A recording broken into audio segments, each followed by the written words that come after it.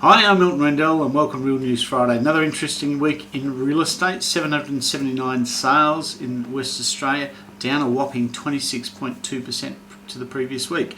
Stock levels 3,228, which is certainly down still on what it was 12 months ago, and we know there's been quite a hole since in the last 12 months, and that's down 37.8%. So not unexpected to see some of the actual sales numbers drop when you don't have the stock.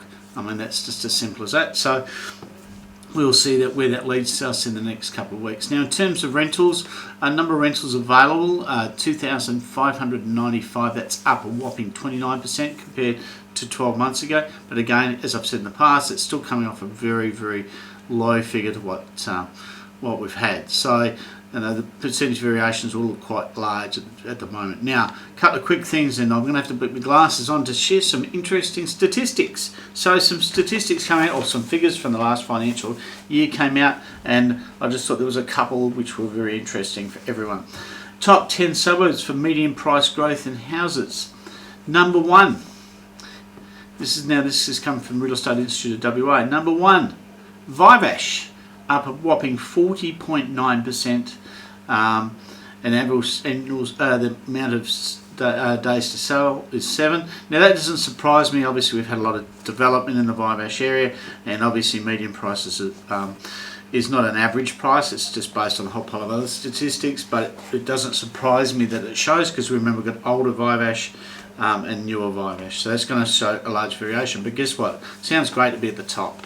Now the number 4 in this particular growth thing was Midvale, so that's pretty cool. So Midvale, the annual house, or the median price now is $515,000. That's up a whopping 38.3%. Now, and houses selling within 8 days. Now the reason for that, again, that's got new development in the area. We all know there's a lot of that development towards Stratton, etc. So, where there's new development, quite often you'll see a movement in these sort of figures. But, good figures, good to be in the top 10 on 2 categories locally. Now, top 10 suburbs for rental yield, Midland came in at number 9. So the investors are obviously liking us. So Midland came in at 9, median rent is $500 a week, average yield is about 7.4%. So well done, Midland. Good stuff. Then the other thing is, good old Midland came in the top 10 suburbs for rent price growth, and Midland came in at 10th with a 25% growth. Now that'll obviously vary between a lot of different places, but basically at the end of the day we're up at that $500 per week mark in terms of a median price in Midland. So well done to Midland.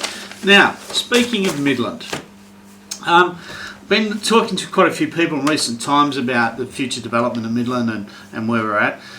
There seems to be some lack of focus on Midland. It's what I'm getting feedback from other people within the area. One of the things I'm going to try and get across to people, Midland is the hub of the Swan area, and I think people have forgotten that. Now, I know there's been a lot of problems with local council, where some of the outer suburbs, which are newer suburbs, or newer in comparison to Midland, putting objections up to Midland's development, and I think that's inappropriate. Midland is the hub. It's our oldest centre, basically. I mean, obviously Guildford and Midland are right next door to each other. I mean, Guildford's one of the oldest suburbs in West Australia. Yeah, we're ignoring that. The council seems to be ignoring the future development. There's talk of it, but I think there's a lot of councillors that are just going to pull their heads in. Midland was where everything grew from. It didn't start out in Ellenbrook. It started in Midland.